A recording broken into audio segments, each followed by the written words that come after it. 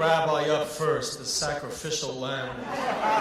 I feel like a hamoitzi bread. Start with the clergy, get it over with. Friends, I sacrificed a lot to be here tonight. Mostly my self-respect. I was told that Bob Saget, I was given to understand, I want to clear the air, that he's an actor on a family show. Full House, Fuller House, A Great American Family Show. Until someone from my membership sent me a clip of his stand-up routine today. I was horrified. Sind mir geworden schwarz in der Augen. I couldn't understand. People were asking me all week, Rabbi, you as a rabbi, how could you be a part of an R-rated show? I said, what are you talking about? The R is for religion. But now I know. Now I know why you're all here. Shame on you. If I could make you feel guilty and laugh at the same time for a rabbi, that's unbelievable. My son, Yaakov, he just turned 17 years old. Just getting into that adolescent, he's starting to think about girls. And so he came to me the other day and he said, Dad, is it true that in our religious community, a man doesn't know his wife until they get married? And I looked at him with love and I said, son, that's true in every community and in every country. Marriage. It's the triumph, marriage is the triumph of imagination over intelligence. And if you get married a second time, my friends, that's the triumph of hope over experience. So we're here tonight to support the hospital, the Shaare Zedek Hospital. I gotta tell you, guys, let's give a round of applause for the Shaare Zedek Hospital. I get in trouble with hospitals. You know, one of the things a rabbi does is he goes to a hospital and he visits hospital people, members. So I walk in to a hospital. Did anybody here ever feel the shame of receiving credit for something you did not do? See? A lot of people here. So I walk in and I'm going to visit Mr. Klein. He's been there for over 2 weeks. I go through the emergency room. This is at the Jewish. I'm walking through the halls. And Mrs. Weiss comes running over to me and says, Rabbi, you came to see me. You're unbelievable. I don't know what to do. I didn't come to see her. Please come in. Stanley was just checked in 2 hours ago. They think he had a heart attack. And here you are, 2 hours later, you're already visiting. And she's hugging me and brings me into Stanley's room. I don't know what to do. And she's crying. And I see Stanley, and Stanley tells me, you know, Rabbi, I never really knew for sure if you're the one, and now I know. Now I really know. And the nurse comes in, you know, Jews, we're wired a certain way. The nurse comes in and starts tucking him in, a very pretty nurse. And she tells him, you know, Mr. Weiss, are you comfortable? He tells her, I make a living.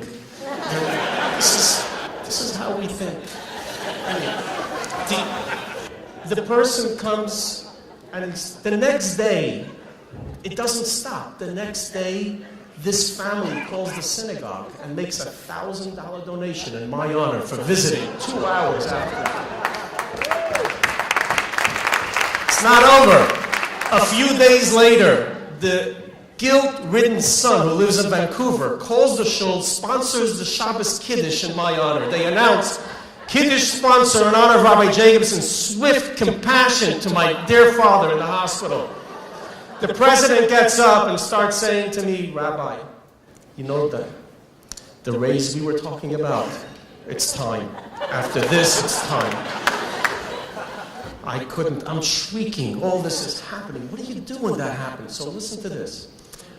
A few months later, I'm back at the Jewish. I'm visiting a family. Another woman comes running over to me and says, Rabbi, you came to visit. And I said to myself, I'm not going to let this happen again.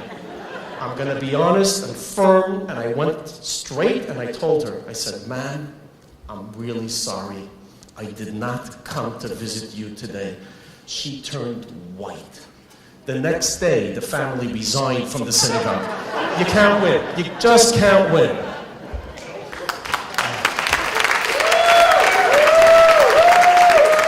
It was very interesting. Just a few weeks later, I received a letter in the mail. There was no return address. I open it up in my office. I take out one piece of paper and I unfold it. There's only one word on it. Putz. You know, I received many letters in my life from people who forgot to sign their names, but this was the first time someone signed their name and forgot to write the letter.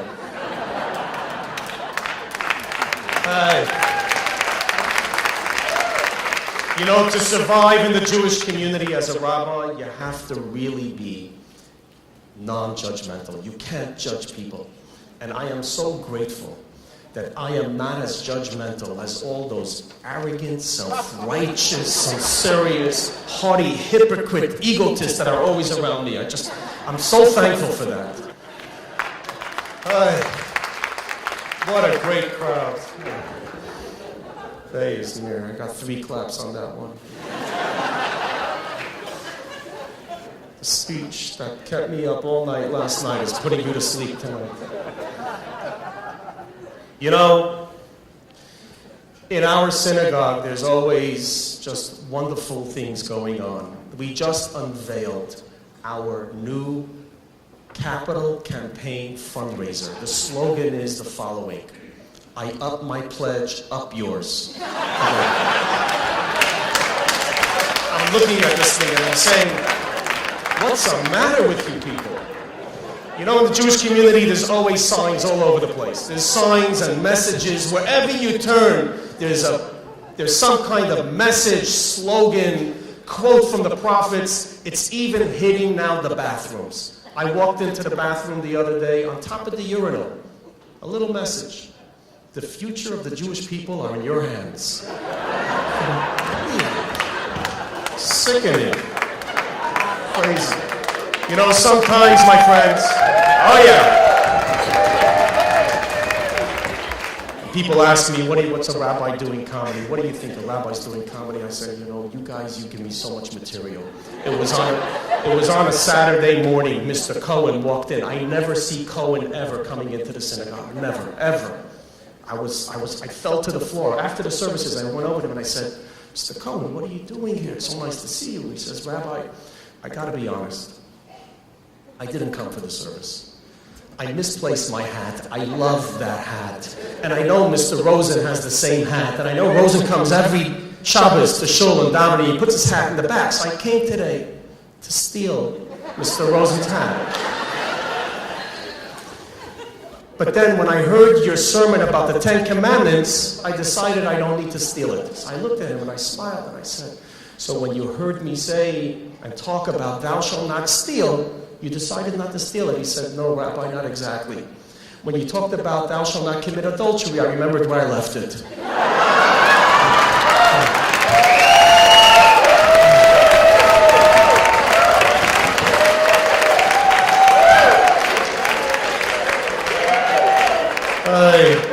Artificial intelligence is no match for natural stupidity.